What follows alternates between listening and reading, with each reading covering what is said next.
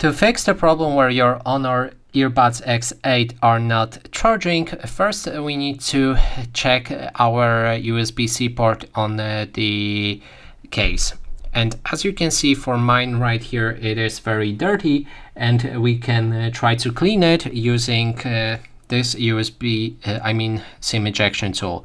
So if we put it inside and try to remove the dust and reconnect a charger to our case, which I will do in a second.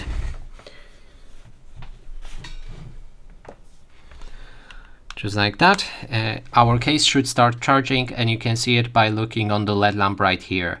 If it's glowing with the orange light, that means it's currently charging. If it's green like this, that means it's fully charged. Now, when it comes to the earbuds, you need to open the case, and then they are sadly charging using these gaps right there.